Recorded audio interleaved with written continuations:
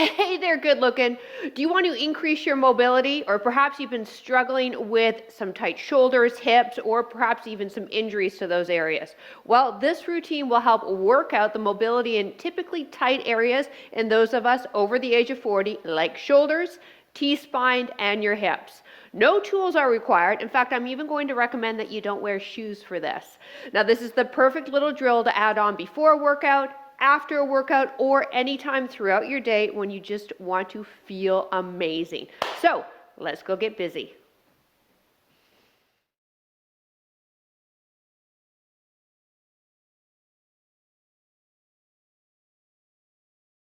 Hi there, I'm PJ from fitnesswithpj.com, and I help women over the age of 40 move better. So if that interests you, hey, click that subscribe button. I would love to keep working with you.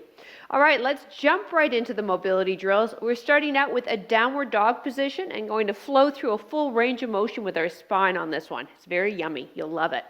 So downward dog position, get the hands slightly ahead of the shoulders, spread the fingers wide, and now grip the ground with your fingertips. That takes some of the pressure off of the wrists. Tuck the toes under, press the hips up, and flow yourself into a downward dog position. So you're kind of looking like an inverted V.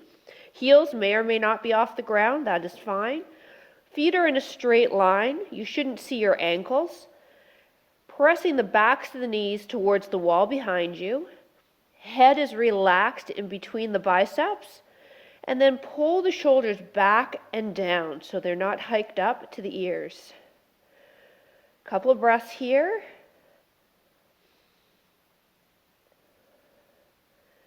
Now round the spine and roll yourself up into full plank, and then lower yourself down. You may have to adjust your feet down to cobra, shoulders away from the ears, feet flat on the mat behind you.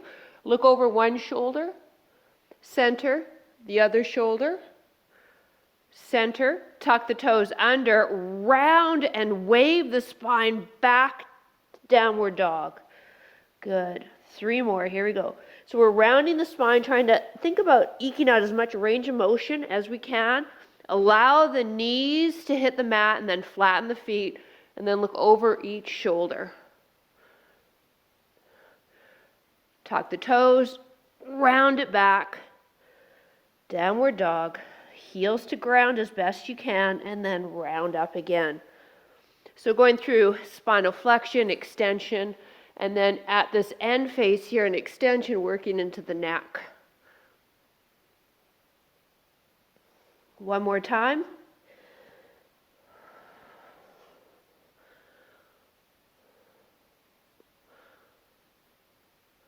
Shoulders away from those ears, press up into downward dog, and lower the knees to the ground. Right knee underneath, right hip, left leg, you want the ankle and knee aligned. Good, I'm going to turn and face you so you can see me. From this position, tighten your right glute and tilt the pelvis forward so you'll get a nice release in the hip flexor. Bring the arms out, T position. Now twist your whole body towards this front leg and then lower that left arm and try to touch that back heel and then back to center. Good. I'll come to my side so you can see me. All right, so I've got myself set up for hip flexor stretch. Then I add a rotation and then I add some extension and I try to reach and touch that back heel. I'm not able to. Maybe you're doing a better job than me. I'm quite tight in my hips. So if you sit a lot in front of a computer like I do now, this is a really good one for you. We have one more, so it's rotate and then tilt backwards, back to center. Bring the hands at shoulder height. From this position, reach the opposite arm and over. Good. Side bend, excellent. Trying to move through the waist and sideline of the body here.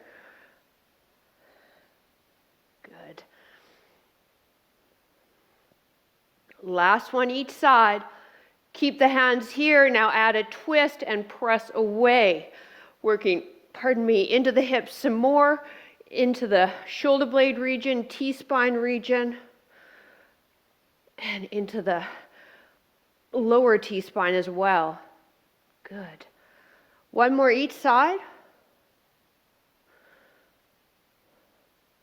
And to center, other leg. So we want left knee under hip to start out with.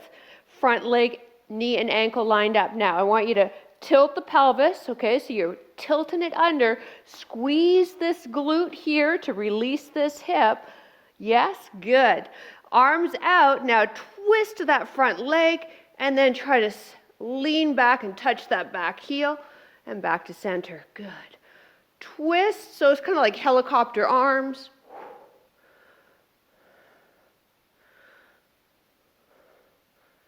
Woo! And it's going to challenge your balance. Or maybe it's just me. And to center, hands at the shoulders now. You stay where you are. I'll rotate over. And now reach up and over. Good. That back hip is still tilted. Got that posterior tilt. Squeeze that glute. Nice. Reaching up and over. Trying to really lengthen each side of the body. One more each side.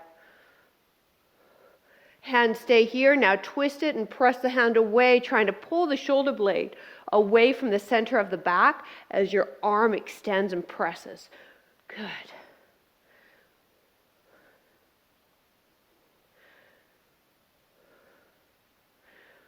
Last one each side.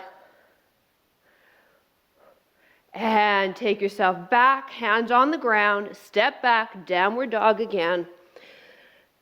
Pull the shoulders away from the earlobes. Feet are centered. They are lined up is a better way of explaining that. So you don't want to see your heels. And then if you want, you can walk your dog here where you're dropping one heel down to the mat as the other knee pedals forward. Or hold static, whatever you feel you need right now. Push the ground away from you. Press the knee towards that wall behind you.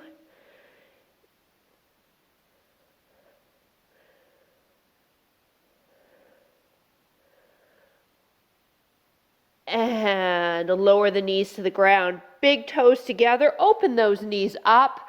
Take the right forearm on the ground, left hand behind the ear. Bring that left elbow to right elbow, and then rotate and twist and follow the elbow with your gaze. Working T-spine here, typically tight area in a lot of us, which can cause a lot of issues, especially in the low back. So our mid-back area, which we call our thoracic spine or T-spine, it should be mobile. But due to jobs and repetitive motions and just not doing enough of these type of movements, it can get pretty sticky. And then when we go to do movements where it should move, the low back does it instead. And that creates some low back pain because your low back should be stable. Last two. One more. And other forearm down, right hand behind right ear, right elbow to left elbow, and then rotate. And you're really trying to push that elbow up towards your ceiling. Now we're sitting back on the heels to lock out the low back. So like I said, the body will naturally try to have that movement come through your lower lumbar. We don't want that. We want it to come up, sort of bra strap area all the way up to the neck. Two more. Last one. And come on down onto the stomach. With the arms extended, swim them down by your side and then place them into your back pocket with the palms facing up.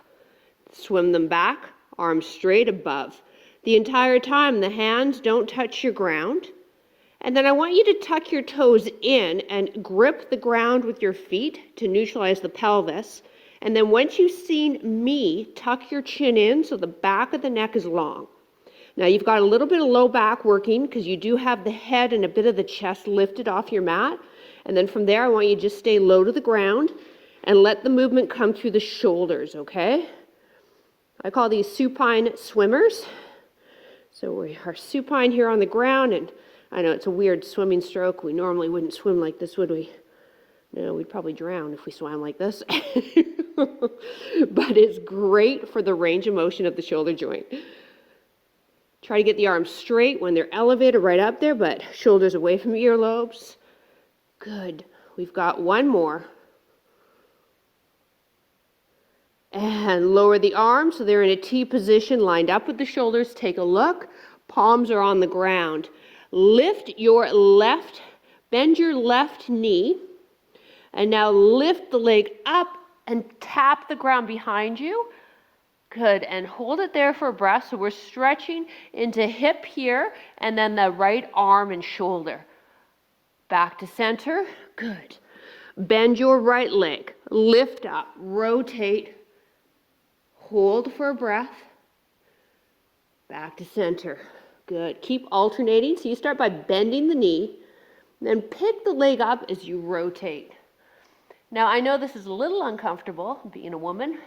We have area of the body that we're lying on right now, which can be a little uncomfortable, but do your best. This is a really good drill for both the shoulder and the hips.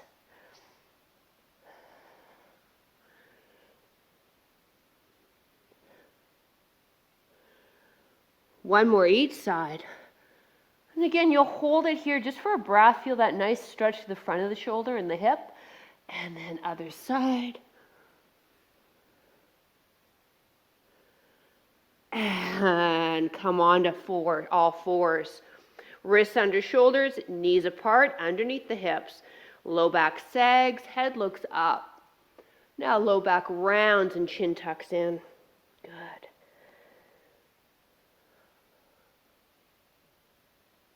Trying to flow through a full range of motion through the spine here.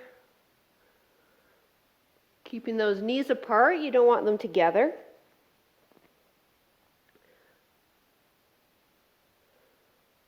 Last one. And neutral spine. Lie on your side for me, please. Bottom arm extends, palm up, knees are bent.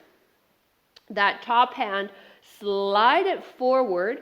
And then I call this sunshine arms, but you're just going to sort of draw a rainbow or sunshine above the head until the hand lines up with the opposite shoulder on the other side of the body, palm up, and then rotate it back.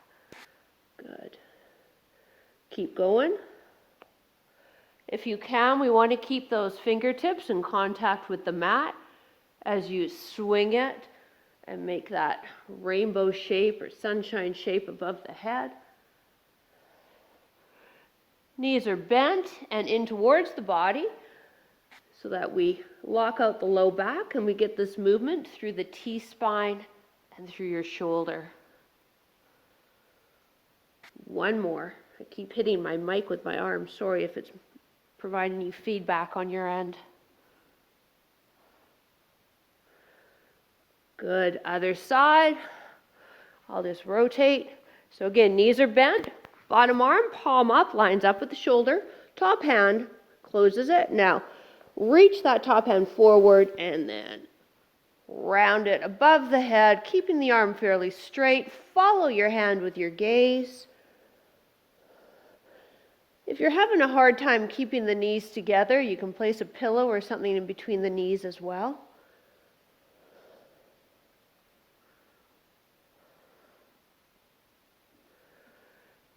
This is a really good drill if you have tight shoulders or if you find that you get pain when you do overhead pressing motions. It could be because this particular area of your spine and your shoulder is locked up. And we'll do one more.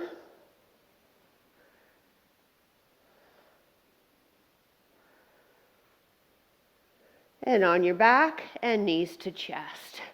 Bravo! Thank you so much for joining me. Hopefully I showed you new things, some new drills, and as mentioned, if you find that you're having some issues with your shoulders, low back, or your hips, I really recommend this series at least once a week. Hey, like I said earlier, subscribe to the channel so I can keep working with you, and drop a comment below. I would love to hear from you. Have a great rest of your day. Bye!